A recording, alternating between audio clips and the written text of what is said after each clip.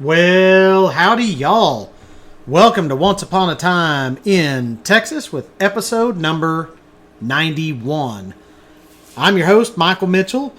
I always like to share a few random things. This morning I went to our Wichita Falls City Council meeting.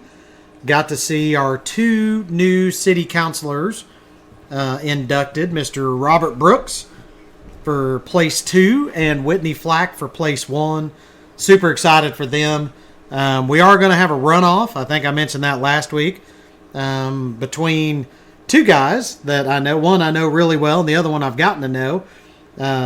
Between Sam Pack and Austin Cobb for the city councilor at large. And regardless of who gets it, man, pretty high caliber people that are getting onto our at our city leadership position. So pretty excited about that. And of course, a big shout out, as usual, to my buddy Michael Battolino, who listens religiously and is also a city councilor for the city of Wichita Falls. If y'all are from Wichita Falls and you don't know your city councilors, you should go get to know them, because they are the people that are making decisions for you right here in our town. And if you're not from Wichita Falls, go get involved. Just go sit in on some city councilor meetings if you can, or county commissioner meetings. These are your elected officials. And so that's my little political jab, I guess, for the week. Just go get involved. Don't be one of those people that sits at home and complains. Go get it done. Other random things. So my oldest daughter, Lorelai, is continuing to work on our Eagle project. We have been slowed down a little bit. Her mentor / builder helper, his wife had a brain aneurysm a couple of months ago, and that's really kind of put us, not put us behind, slowed us down on our Eagle project. And so we had decided to have our Eagle Scout ceremony at the end of December. And so now we're going to push that back to February. She made the very mature adult decision of, hey, yeah, we can rush this through and get it done, but I'm not sure that I'd be happy with the results. So she decided just to slow down, do it right, and make sure to give her mentor and his wife time. That way they don't feel rushed and pressured either. So we're probably going to be doing her Eagle ceremony sometime in February, but that's moving along just fine. Raylan, my son, and Jess, my wife, went and competed with the Best Robotics last week down in Addison. And the team from McNeil Middle School right here in Wichita Falls came in 10th place out of 34 total teams. And the cool thing is, they were one of only 3 or 4 middle schools. All the rest were high schools. So they were up against some stiff competition and a lot of people that have been doing it together for a while. And so to come in top third is pretty dang amazing. And then finally, Shanna, daughter number 2, did her speech at the Americanism lunch for the Boy Scouts here, and shared a little bit of her story, how she came to be with our family. And there were few dry eyes in the room, I'll say that. It's very brave of her to share her story a little bit and kind of what some of her plans are and what scouting's really meant to her. And so I'll just go ahead and do my shameless plug. Outside of a church family, I know that the Boy Scouts is still the best organization for youth to be in.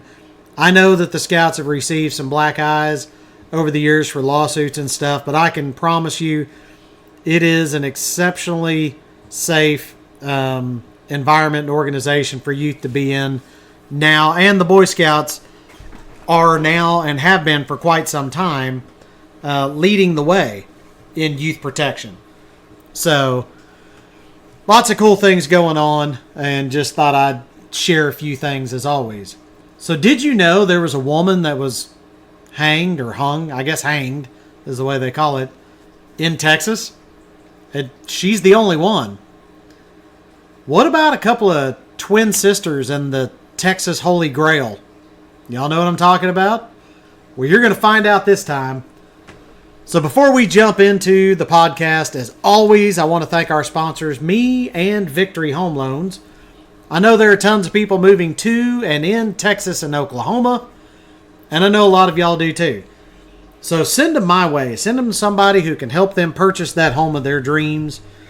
TheMichaelMitchell.com. TheMichaelMitchell.com. And remember too, I can do, I've got some lenders that'll do land.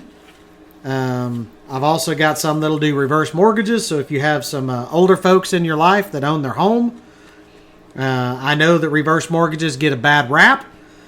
And if you're one of those people that think poorly of them, give me a call. Shoot me a text. Let me know. I'd love to be able to explain just a different perspective because they are a great tool. And I will admit, they are not for everybody. But I've had a few folks that it's really worked out. So check me out. If you're moving to or in Texas or Oklahoma, or you're looking to move here, or you just need some help with the mortgage overall, check me out, TheMichaelMitchell.com, TheMichaelMitchell.com. Remember, when you work with me in Victory Home Loans, we sell dreams, not mortgages. So where does this week's idea come from? Well, again, I've told you guys before, I don't really plan this crap out. They're just random. They just show up, and I think, well, dang, that's cool. Both of these ideas popped up over the last week on one of the pages I follow or articles I read, whatever. And I thought, you know what, this sounds interesting, and so I need to share with the masses. So here we go. All right. Let's talk about the one and only woman to ever be hanged in Texas. Her name was Josefa Chipita Rodriguez, born December 30th, 1799, died November 13th, 1863. So almost 64 years old. She was convicted of murder and hanged in San Patricio County, Texas, at the age of 63 years old. More than a century later, on June 13, 1985, the Texas legislature passed a resolution noting that Rodriguez did not receive a fair trial. She has since been the subject of 2 operas, numerous books, newspaper articles, and magazine accounts. So let's talk a little bit about what happened to Chipita Rodriguez. She was reportedly born December 30th, 1799, in what was then the Spanish province of Nueva Santander, within the Viceroyalty of New Spain. She was a woman from the South Texas town of San Patricio who furnished travelers with meals and a cot on the porch of her lean-to on the Nueces River. She was accused of robbing and murdering a trader named John Savage with an axe. However, the $600 of gold stolen from him was found downriver, where Savage's body was discovered in a burlap bag. She and Juan Silvera, who was possibly her illegitimate son, were indicted on circumstantial evidence and tried before the 14th District Court Judge Benjamin F. Neal at San Patricio. Although Rodriguez maintained her innocence, she refused to testify in her defense and remained silent throughout the trial, perhaps, some have speculated, to protect her guilty son. Although the jury recommended mercy, she was hanged on Friday, November 13th, 1863. She was 63 at the time of her death. Her last words were quoted as being, "No soy culpable," which translates to, "I am not guilty." At least one witness to the hanging claimed to have heard a moan from the coffin, which was placed in an unmarked grave, and her ghost is said to haunt San Patricio, especially when a woman is to be executed. Rodriguez is depicted as a specter with a noose around her neck, riding through the mesquite trees or wailing from the river bottoms. Chipita Rodriguez has become a folk legend, and since the 1930s, there have been numerous alleged sightings of her ghost along the Nueces River, where she was hanged. Rodriguez has been the subject of numerous books and newspaper articles. Rachel Bluntzer Hebert's epic-length poem, Shadows on the Nueces, and Teresa Palomo Acosta's poem, Chipita, both portray Rodriguez as a heroine. In 1993, the University of Texas Music Department performed the opera Chipita Rodriguez, composed by Texas A&M University Corpus Christi professor Lawrence Weiner. A screenplay, The Cursed, was written by Texas A&M University Corpus Christi and University of the Incarnate Word graduate and screenwriter Alcario Carey Cadena. In 2022, a collaboration between Cadena and Mexico City screenwriter-director Carlos Dragon brought forth interesting possibilities for production, and in 2024, Cadena and Dragon wrote Cursed, The Legend of Chipita Rodriguez, a book based on their screenplay. So there you go. That is kind of a summary and culmination of what I could find out about Chipita Rodriguez. That's it. The first, last, and only woman hanged, not executed, just hanged, in the state of Texas. Now, what about the twin sisters from Cincinnati, I might add, and the Holy Grail of Texas? Well, the twin sisters are a pair of cannons used by the Texas military forces during the Texas Revolution. Any of this sounding familiar? Hope so, because we've talked about the twin sisters before, but I'm adding a little more information, things I didn't know. They are among the most famous artillery in Texas military history, with the Come and Take It cannon starting the revolution at the Battle of Gonzales, and the twin sisters winning it at the Battle of San Jacinto. The twin sisters were also potentially used during the Mexican invasions of 1842 and the American Civil War. So the whole Come and Take It is one of the famous flags, kind of like the Don't Tread on Me with the rattlesnake. Basically it was the Texas military thumbing their nose at the Mexican army, saying, if you want it, come and take it, but we ain't going to give it up. So their disappearance and ensuing search efforts have fueled their notoriety, colloquially, that's a hard word, referred to as the Texas Holy Grail for whoever finds them. So nearly every aspect of the twin sisters is debated among historians, archaeologists, and treasure hunters, including their design type, whether they were iron or bronze, their caliber, whether they were 4 or 6 pounder, the foundry of fabrication, whether it was Hawkins and Tatum or Eagle Iron Works / Greenwood, their origin of the twin sisters moniker, where they were used, and where they disappeared. Pretty much we know that they were used, and pretty much everything else is unknown. So their earliest and most credible primary source of their name, origin, and role comes from a letter by President of the Republic of Texas, David G. Burnett, 92 days after the Battle of San Jacinto. It was written on July 22nd, 1836, and published in the Telegraph and Texas Register on Tuesday, August 30th, 1836. And it says, Executive Department, Republic of Texas, Velasco, July 23rd, 1836. To, and then there's several people that are listed. Gentlemen, 2 beautiful pieces of hollowware lately presented to us through your agency by the citizens of Cincinnati as a free will offering to the cause of human liberty were received very opportunely and have become conspicuous in our struggle for independence. Their first effective operations were in the memorable field of San Jacinto, where they contributed greatly to the achievement of a victory not often paralleled in the annals of war. I doubt not their voices will again be heard and their power be felt in the great and interesting cause to which they were dedicated by your liberality, and in the advancement of which we are so arduously engaged. Wow. People knew how to write back then. I mean, nowadays we're like Sigma, Bet, Sup. This guy really knew how to write.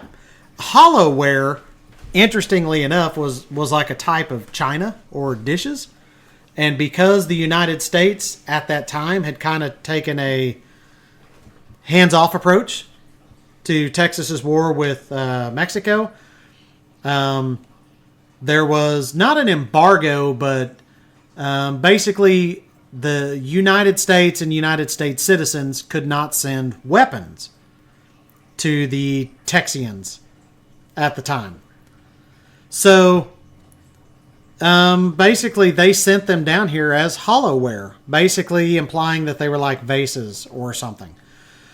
So anyway, the letter goes on to continue. I wanted to stop there and explain that. So the letter goes on. To you, gentlemen, and to the citizens of Cincinnati who have manifested so generous a sympathy in our cause, I beg leave to tender the warmest thanks of a people who are contending to their liberties and their lives against a numerous nation of semi-savages whose cruelty is equaled only by their want of spirit and military prowess. Should our enemy have the temerity to renew his attempt to subjugate our delightful country, the voices of the twin sisters of Cincinnati will yet send their reverberations beyond the Rio Grande and carry unusual terror into many a Mexican hamlet. Texas has no desire to extend her conquest beyond her own natural and appropriate limits, but if the war must be prosecuted against us, after abundant evidence of its futility has been exhibited to the enemy and the world, other land than our own must sustain a portion of its ravages. Permit me, gentlemen, to tender to you and to your fellow citizens who have rendered Texas much efficient aid, assurances, if my profound esteem. Your observant servant, signed David G. Burnett. Wow. What eloquence. Holy smokes. So, the origin of the name Twin Sisters is debated. So, obviously, like we just said, the first document comes from this David G. Burnett, where it says, the voices of the Twin Sisters of Cincinnati. And so, let's see. And then there's another one. An exposition of the most repeated provenance comes from Elizabeth Mars Stapp in a letter to the editor of the Houston Daily Post on August 24th, 1897, 61 years after the Battle of San Jacinto. It was published in the Post Sunday, August 29th, 1897. It was called This Twin Sisters. One of their sponsors tells of the famous cannon. To the editor of the Post, Caranchua Bay, Jackson County, Texas, August 24th. Some time ago you said in your paper that you would like to know where the twin sisters were and how they received their names. I, being an old veteran's daughter and wife, can tell you. They are named for myself and twin sister Elizabeth and Eleanor Rice, daughter of Dr. Charles W. Rice, who joined the Army as surgeon in 1836 and came to Texas in defense of her liberty. And I am the wife of H.S. Stapp, an old Texan who came to Texas in the year 1833 and served his country in every crisis. He stood guard at 16, belonging to the Rangers in 1845, and was a true patriot for his country and an honest man. Well, I must crave your mercy and go back again to 1836 and tell why the twin sisters were named after my twin sister and myself. In the beginning of the year 1836, the Medical College of Ohio met at Cincinnati to take a course of lectures under Professors Kropp, Eberly, Buster, Black, and other great lights in medical science. They were settling a point. The northern physician asserted that a southern physician could not practice in the north, and the southern physician asserted that the northerners could not practice in the south, as the climate was so different that what would cure in one section would kill in another, and they settled it by meeting in Cincinnati and taking a course of lectures. My father, Dr. Charles W. Rice, went north in the beginning of the year to take a course also. Among my father's friends was a gentleman by the name of Lewis Allen, who lived with my father, a refined, true Christian gentleman, and my father loved him as their characteristics assimilated. In the latter part of 1836, Mr. Lewis Allen was made a captain, and the ladies of Cincinnati bought the cannons and presented it to the company, and Colonel Lewis Allen, my father's old friend, named the cannon after myself and my twin sister. Captain Allen went to Mexico with his company in, I think, the latter part of 1836, was a brave man and was made colonel, and when he returned to New Orleans, the ladies presented him with a sword and gave him a public dinner. God help him, I say, wherever he is, the prayer of this old veteran Texas lady. The old cannon did its duty well and lies disabled and worn out at Galveston. They did their duty well, but useless now, as the writer of these old-time reminisces. Now, my friend, the Post put these old-time whatever happened, not quite 8, but old enough to remember, very respectably, Elizabeth M. Stapp. So it could have been named after her. Sounds like there probably weren't a lot of people around to argue with her whether it was named after her and her twin sister. I don't know. But it was published. So why Cincinnatians aided Texas is also, of course, debated. So among the theories are: Robert Todd Little led a fundraising initiative for the cannons because he believed that as American citizens, we could do no less than encourage the spirit of freedom wherever or by whatever people it might be displayed. Another one, David T. Disney, whose brother Richard Disney was executed in the Goliad Massacre, purportedly worked with Robert Todd Little on fundraising.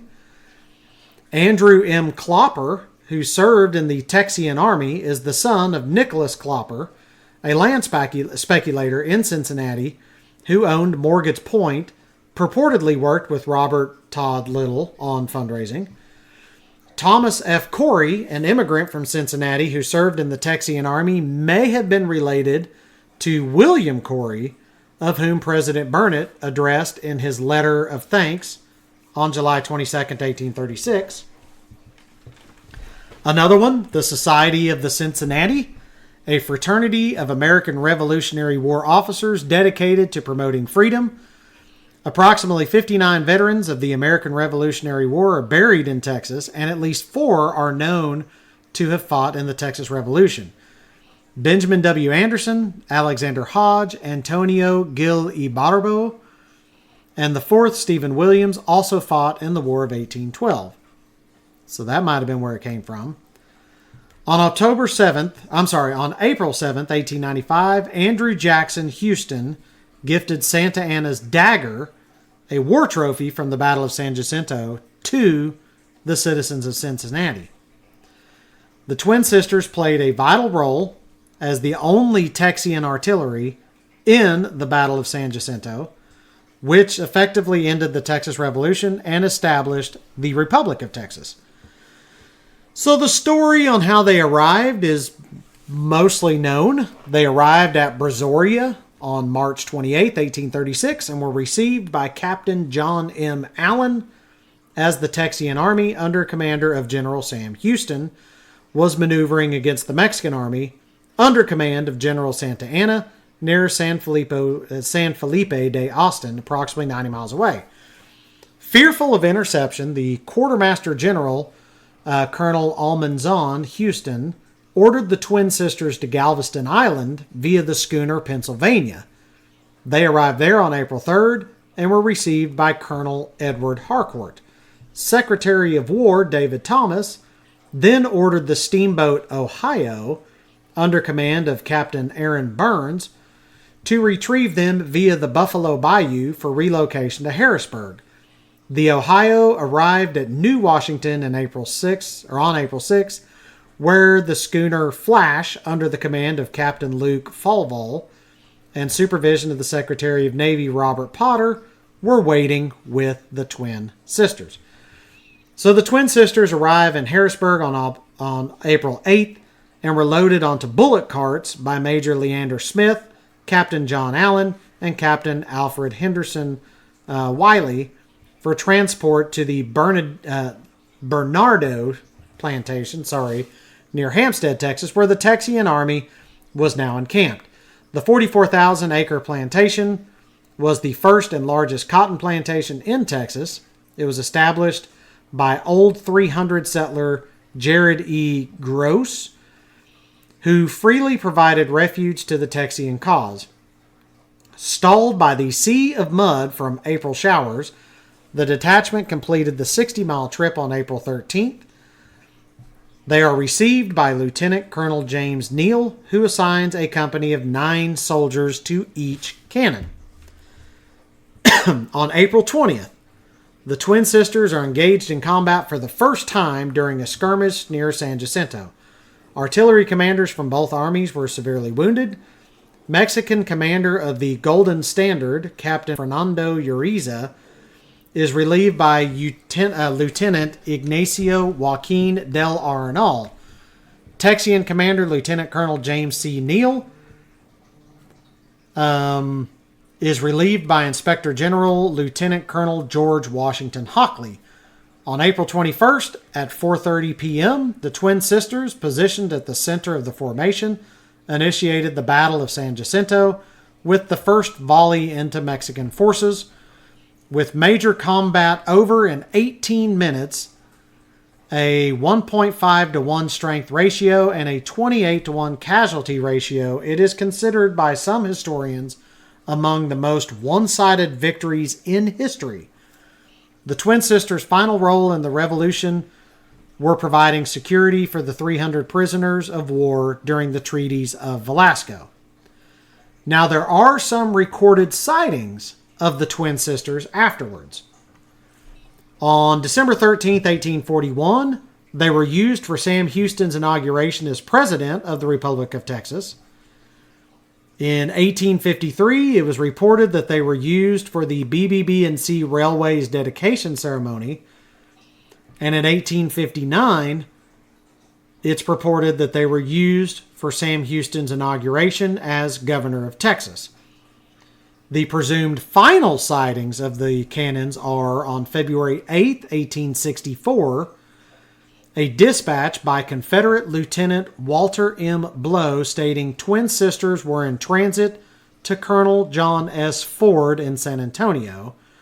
Ford took 6 cannons to Brownsville, presumably including the twin sisters, and used them in the Battle of Palmito Ranch, which we've talked about. The twin sisters were left in Fort Brown after Ford learning the outcome of the Battle of Appomattox Courthouse. And on July 30th, 1865, a journal entry by Union Corporal M.A. Sweetman saw them in a scrap pile in Houston. So probably an unfortunate ending, and they have disappeared. However, there are a few other theories of what happened to them. It is said that in July 1836, they were lost to quicksand about 40 miles outside of Goliad. Maybe. August 1865, it said that they were buried in the woods near Harrisburg after the end of the Civil War. And another time in 1865, someone noted that they were melted down for scrap by the Union Army. Doesn't seem like a very fitting end to Texas's Holy Grail, or Holy Grails, I guess, the Twin Sisters. So maybe someone out there listening to this podcast has or will find the Twin Sisters and will finally give the state of Texas its Holy Grail once again. Who knows? Kind of like the X-Files. The truth is out there. Maybe the Twin Sisters still survived and they're just stuffed away in the back of somebody's barn. Who knows? I'm willing to bet they were probably melted down for scrap. I mean, they had served their purpose. They did what they were supposed to do. The Union Army probably didn't want a whole lot of extra artillery laying around the South. And so why not melt it down for scrap? I don't know. That's just my guess. That would be unfortunate if it were true. So what do y'all think? Let me know what other weird, off-the-wall, or interesting Texas history you'd like to hear about. Want to thank our sponsors again, me and Victory Home Loans. If you know someone moving to Texas or Oklahoma, send them my way. TheMichaelMitchell.com, T-H-E, MichaelMitchell.com. Remember, I sell dreams, not mortgages, and I love making people laugh and smile. So thank you all for tuning in to Once Upon a Time in Texas, episode number 91. As always, remember, the stars at night are big and bright, deep in the heart of Texas. Y'all have a great week.